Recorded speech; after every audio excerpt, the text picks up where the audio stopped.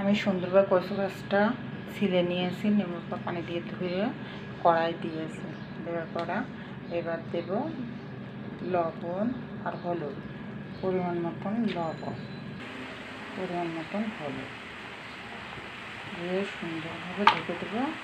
দিয়ে সিদ্ধ হওয়ার পরে দেখেন আমি সুন্দর করে কচু গাছটা সিদ্ধ হচ্ছে। সিদ্ধ হওয়ার পরে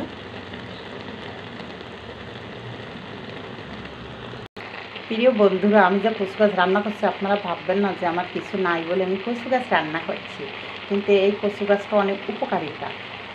যাদের চোখের সমস্যা, চোখের ঝাপসা থাকে, তারা এই কচু গাছ প্রতিনিয়ত খাইলে তাদের চোখ আল্লাহর রহমতে ভালো হয়। কচু গাছের এমন শক্তি, কচু গাছে প্রচুর পরিমাণে ভিটামিন থাকে।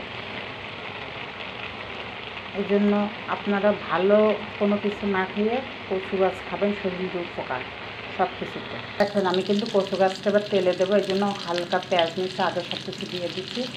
এবার আর তেল দিয়ে আমি সুন্দরভাবে ভাজা করে উড়ে তো কচু গাছটা দিয়ে সুন্দরভাবে নাড়াচাড়া করে শক্ত শক্ত মতন হবে, তখন নামিয়ে নেব। ততক্ষণ আপনারা আমার সাথে থাকুন।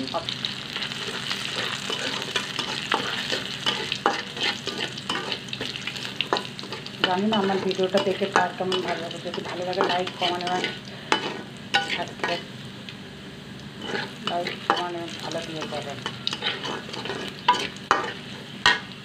লাল কালার চলে এসেছে, এবার আমি কচু গাছটা